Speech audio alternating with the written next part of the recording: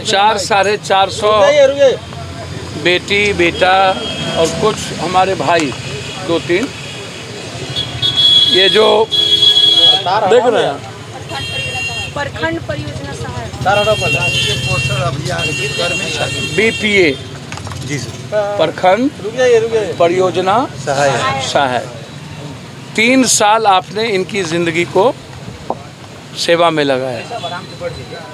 आप सब्जबाग दिखाए, आप इनकी उम्र के साथ खिलवाड़ किए, इनके लाइफ को फिर दूसरा रास्ता नहीं दिए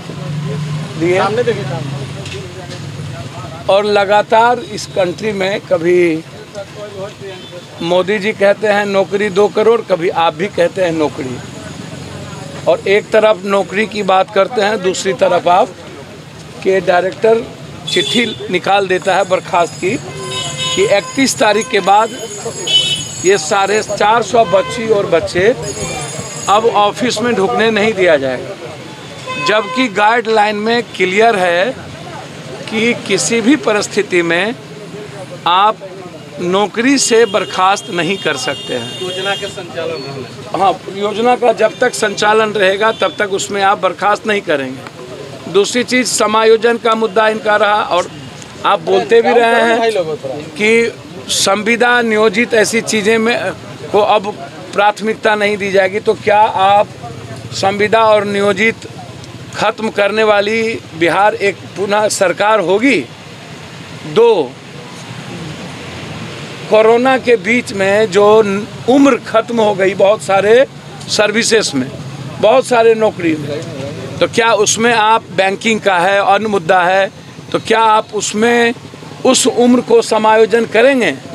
तीसरा, जो अभी वर्तमान में जो ये लोग बैठे हैं जिसमें आप 47 के लगभग 40 से 47, तो 40 से 47 के लगभग आपने जो उम्र का दिया उसमें तो काफ़ी लोग ख़त्म हो जाएंगे। आज जब कुछ लोग आए तो उसमें आपने तुरंत उसी उम्र में ख़त्म कर दी, तो 60 का जो सरकारी नौकरी का जो प्रयोजन है, क्या आप इन बच्चों के अभी उस प्रयोजन के तहत क्या आप कोई सही नियमावली बनाकर 60 एज को करेंगे?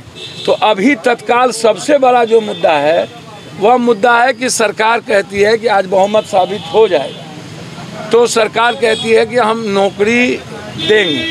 मेरा कहना है कि जो नौकरी में हैं और जिसका गाइडलाइन बिल्कुल क्लियर है, तो फिर आप किस आधार पर उसको नौकरी से निकालना चाहते हैं, जबकि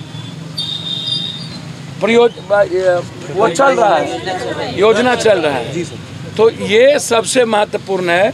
तो हमारा डिमांड है सरकार से कि आप पारदर्शी गवर्नमेंट बनिए, आप बच्चों की ज़िंदगी के साथ खिलवाड़ मत करिए। अब इनकी 3 साल के सेवा के बाद दूसरा कोई प्रयोजन नहीं बच जाता है कि फिर वो कहीं दूसरा विकल्प तय करें।